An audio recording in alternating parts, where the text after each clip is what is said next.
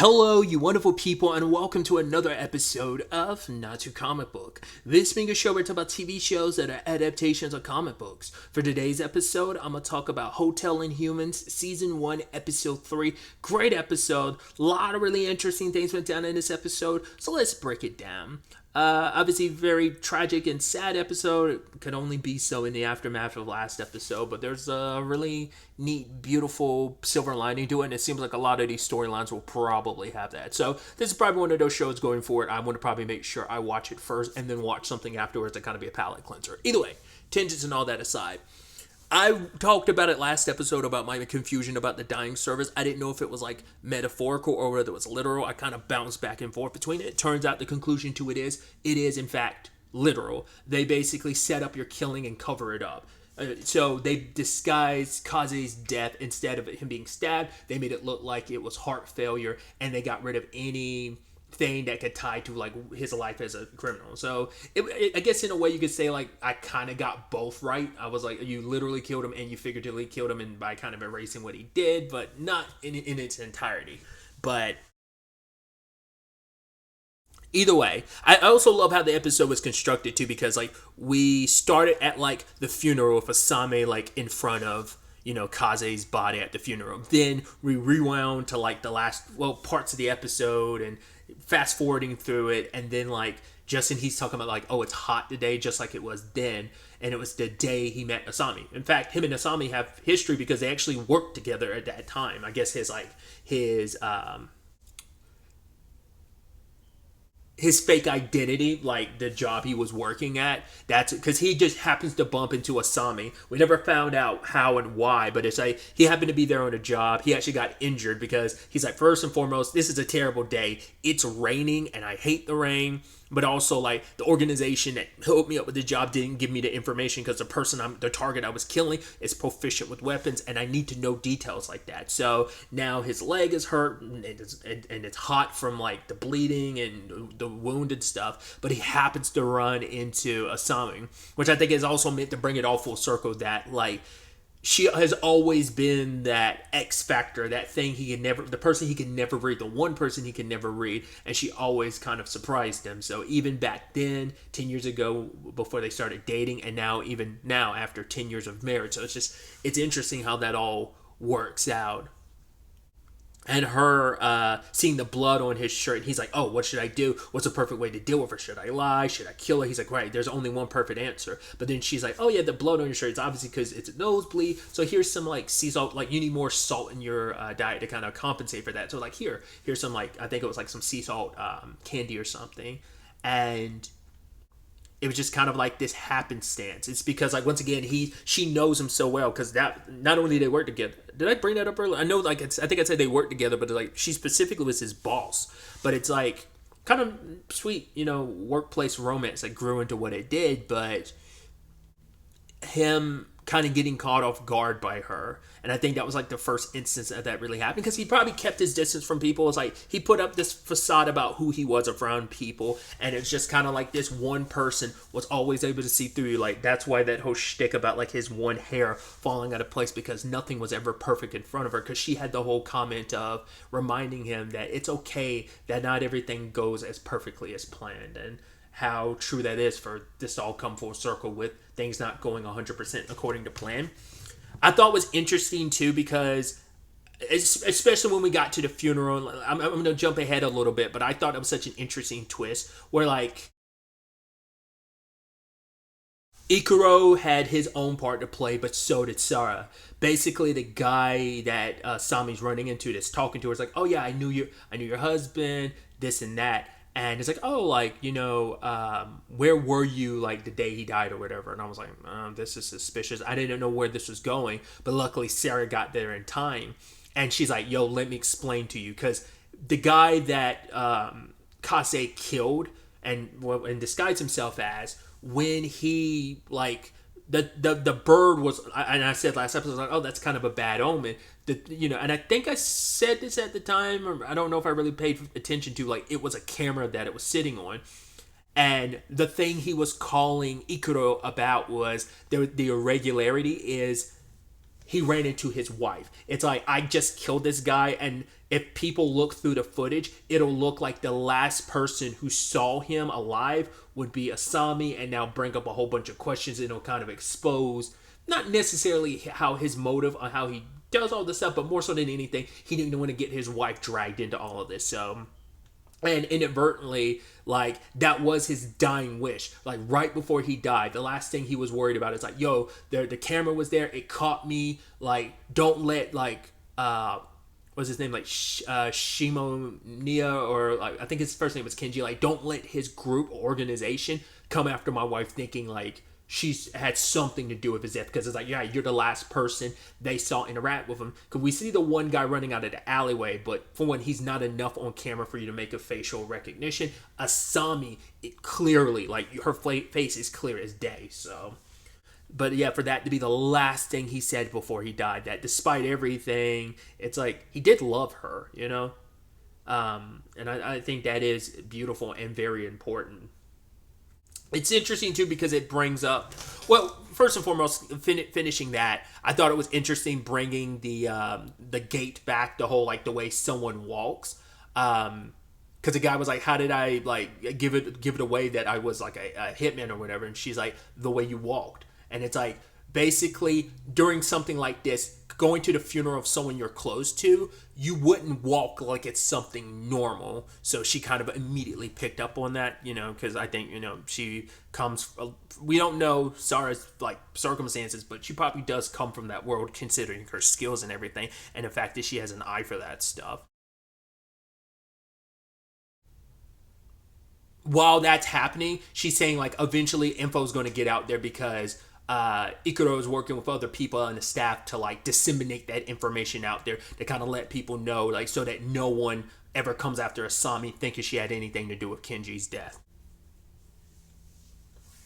I should have known this wasn't going to be an element to it, but something I did think about early on in the funeral, I'm like, you don't think, like, some of his clients are here, right? But I'm like, who knows if they've ever met Kaze, like, face to face. They probably wouldn't even know. They don't have the name, or, you know, because it's probably like a middleman that connects, like, Kaze to the clients and stuff like that.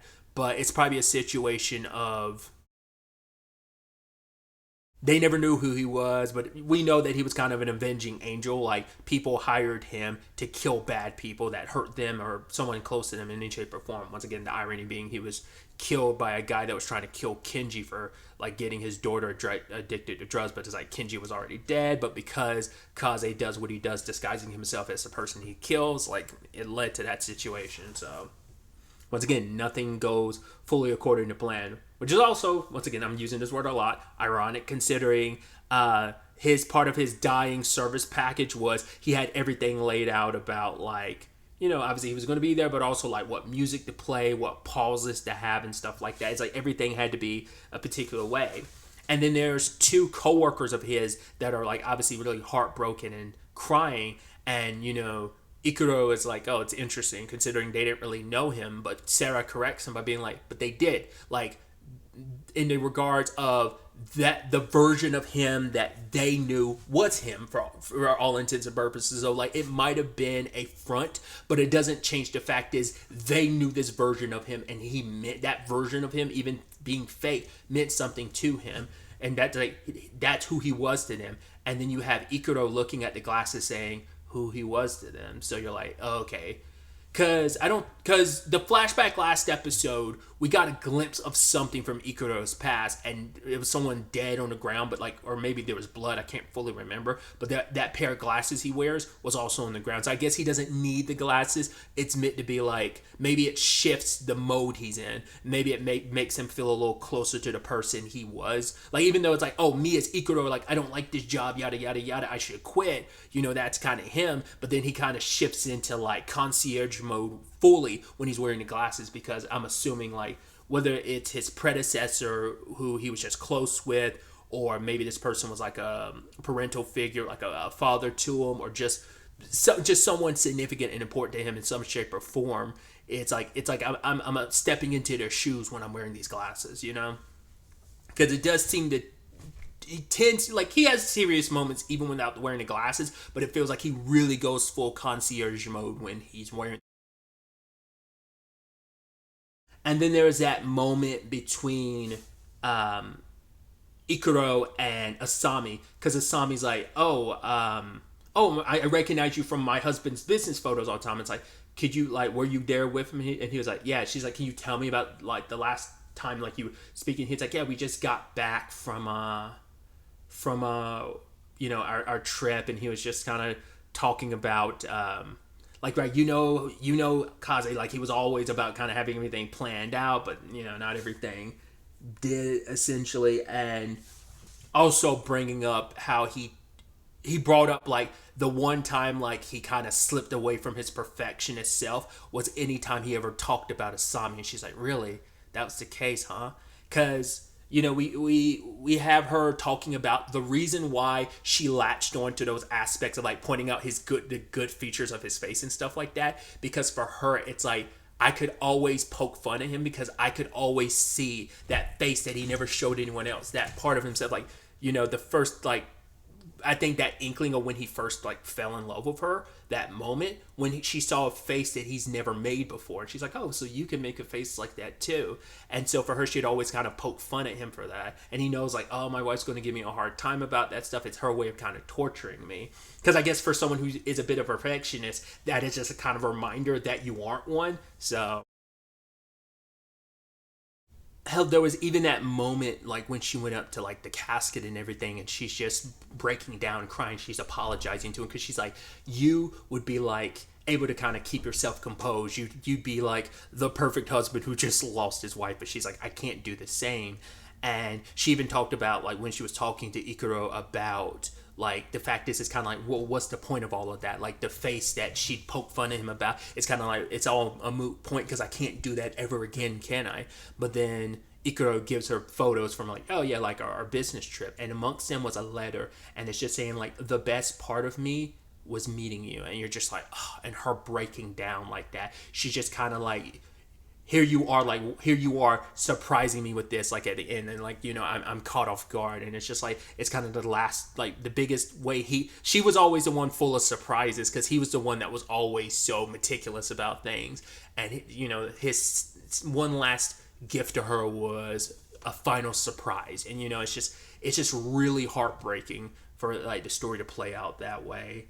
And Ikuro and Sarah end up having this conversation where they're talking about, because trying to perfect his observational eye, Ikuro's trying to guess, like, yo, is this person and this person, maybe not necessarily just in disguise, but also just, like, based on their walk. And she's like, nope, you got it wrong in all of them. In fact, this is so and so. It's like, wait, but isn't that person like an older man? And it's like, well, yeah, but you can tell by the way they walk. It's like, but if you're able to differentiate someone, like, by their walk like that, they're not doing a good enough job as a hitman, right? But Sarah says, like, it's people's way to be a little conscientious and be, like, kind of almost letting the hotel staff know, like, oh, this is me in disguise, I'm leaving, kind of letting you know. And it's like, oh, Kaze was kind of conscientious, wasn't he? And then you see, and I love how that's, like, done, where it's, like, reflected in Ikuro's eyes. He's like, yeah, he was. And he thinks it back to, like, last episode when they're talking about things, like, going through, like, every guest gets the option of the dying service. It's just part of, like, the packaging. Hopefully you don't have to ever, pull the ripcord on that, but that service is there ahead of time, because the criminal world, you never know what's going to happen. So you have to have, like, stuff, like, put in place ahead of time. And so it's like, oh, like, this letter to your wife, do you know what he's going to say? He's like, I don't know what I'm supposed to say. He's just trying to find, like, the perfect word. But you see that moment where he's, like, thinking about her and smiling. So what Ikuro was talking about earlier wasn't just some lie or whatever. It was him literally taking a moment him and Kaze had, like, last episode, that we just didn't get to see that scene.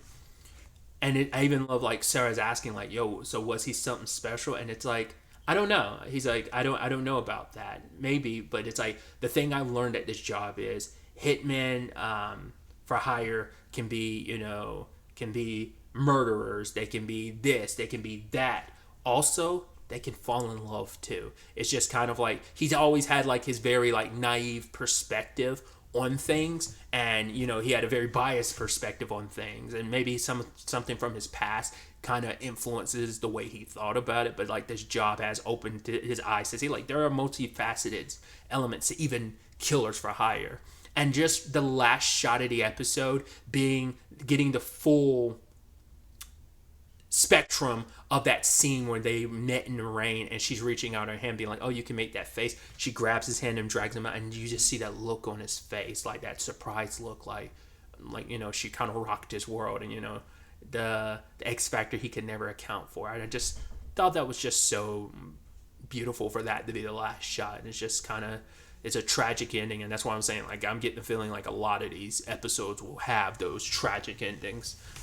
I don't think there's going to be the nature of this world and everything that the hotel, is connected to. Like, I don't think that world's really built for happy endings. Yes, there's silver linings sometimes, like in episode 1, but still.